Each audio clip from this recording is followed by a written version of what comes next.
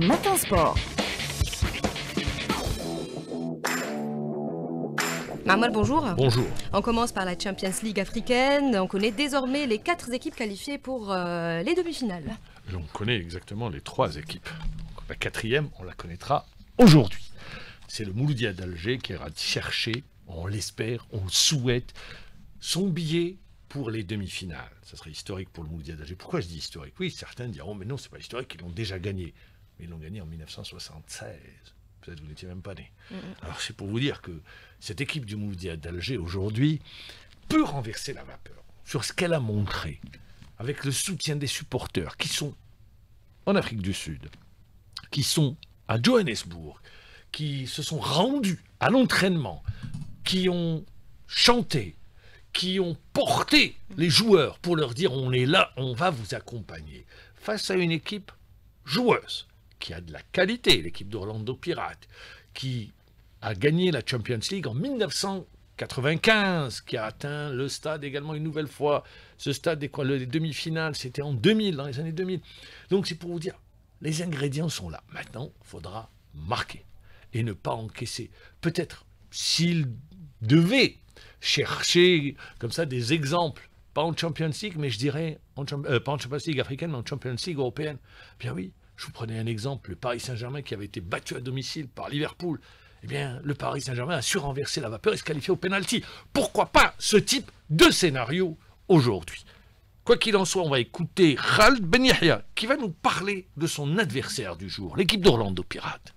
Dans les matchs de cette compétition, il y a beaucoup d'intensité, de rivalité. Ça va être un match comme le match aller ou les matchs précédents où il y a beaucoup d'adversité, beaucoup de qualité du jeu. On va donner l'image d'un match de haut niveau. Donc ça va être très dur pour les deux équipes. Concernant notre équipe, on est obligé d'attaquer, bien sûr. On va faire le nécessaire, que ce soit sur le plan tactique, sur le plan physique, et on verra par la suite. Donc il y a de la vie, il y a de l'espoir.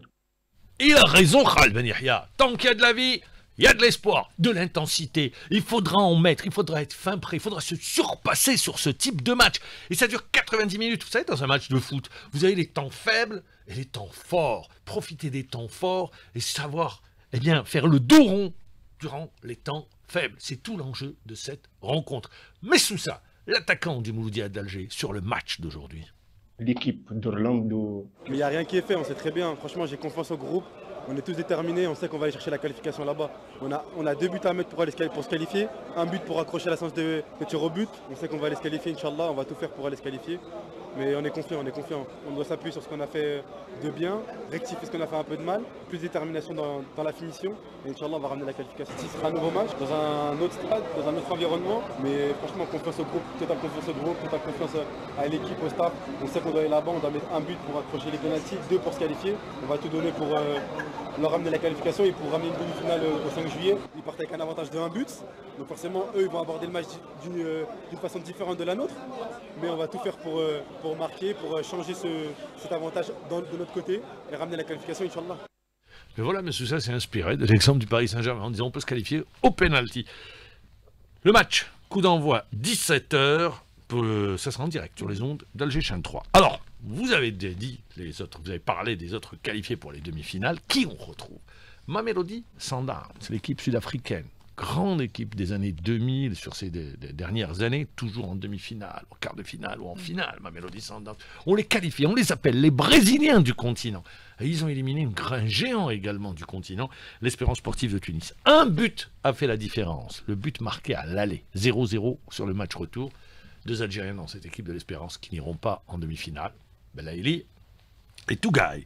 Autres qualifiés, mais eux, je les appelle les intouchables. Eux, c'est les pharaons, c'est le Ahli, l'équipe du siècle. Aller-retour.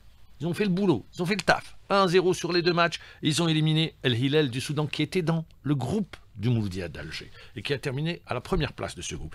Et puis c'est une équipe dont on ne parle pas beaucoup. Mais moi, je vous dis, c'est une équipe qui a beaucoup de qualité. Je les avais vus, on les avait découverts, le grand public les avait découverts contre le Chaab Eliadi de Belouizdad, c'était en Coupe de la CAF, et ils avaient éliminé le CRB en Coupe de la CAF, c'était en quart de finale. Et cette équipe c'est Pyramide, vainqueur à l'aller de 4-1 face au Phare de Rabat. Ils ont éliminé l'équipe des forces royales marocaines, ils l'ont liquidé, et Pyramide s'est qualifié 4-1 à l'aller. Match retour était anecdotique, 2-0 et il se qualifie. Donc, les demi-finales, El Ahly, Mamelodi Sundowns, ça c'est une finale. Ça. Et Pyramide contre le vainqueur d'Orlando Pirates, Mouloudia d'Alger. Deuxième club, il y en aura un, algérien, en demi-finale. Mais sur une autre compétition, la Coupe de la Confédération africaine de football. Le CS Constantine qui se déplace à Alger pour affronter l'USMA d'Alger. Pour l'USMA, ça serait tout simplement historique. 3 fois de suite en demi-finale. Pour le CS Constantine, également historique. Ça serait une première dans l'histoire du CS Constantine, une place en demi-finale. Ils sont dirigés par un entraîneur. C'est le dernier entraîneur à avoir gagné une Champions League, une compétition africaine, avec l'Entente de Sétif à l'époque, il était entraîneur de l'Entente, c'est Kherdine Madoui. Sur ce match, on va écouter l'entraîneur de l'USMA d'Alger, Paqueta. Il est au micro de Hamza Rahmouni. Ce mois d'avril sera un mois décisif pour l'USMA. Nous allons jouer tous nos objectifs durant ce mois-ci. La Ligue 1, la Coupe d'Algérie et la Coupe de la Confédération également. On travaille sérieusement pour être heureux à la fin du mois. Face au CSC, un match très important face à une équipe solide. Il va falloir sortir le grand jeu pour gagner et surtout oublier le résultat du match aller. L'USMA, CS Constantine, un but partout. Vous savez que le seul sur le continent, les buts marqués à l'extérieur en cas d'égalité, qu'on double. Ça met déjà l'USMA d'Alger dans une position de ballottage favorable. Pour Kherdine Madoui, son équipe n'a absolument rien à perdre. تسجيل اتحاد العاصمة للهدف اللي غير نظرتنا أو طريقة تعاملنا في مباراة العودة إن شاء الله. في الماتش سي 90 minutes. En face une équipe qui s'appelle l'USMA d'Alger. pratiquement 3 سنين هو يلعب هذا البطولة تحصل عليها قبل موسمين. نحاولوا نصحوا le positionnement du joueur. C'est beaucoup plus le positionnement parce que le bloc a fonctionné في الماتش الأول. Le positionnement تاع quelques joueurs notamment au milieu de terrain et flatteur. تبقى la créativité تاع اللاعبين. Voilà donc, sur ce match, je rappelle, un but partout à l'aller, match en direct. Ça sera un fin d'après-midi, une soirée footballistique sur les ondes de la chaîne 3, avec ce quart de finale retour entre l'USMA d'Alger et le CS Constantine, rencontre qui est domiciliée au stade du 5 juillet. Il y aura également Simba Sport, Al Masri et Zamalek. Stellenbosch, c'est l'équipe sud-africaine. Simba Sport, Al Masri, 14h. Zamalek, Stellenbosch, ça sera à 17h. On enchaîne avec le hand. On a joué pour le compte de la 14e journée. Après un arrêt, tenez-vous bien. Je le rappelle et j'incite. 45 jours, oui, vous avez bien entendu. 45 jours d'arrêt.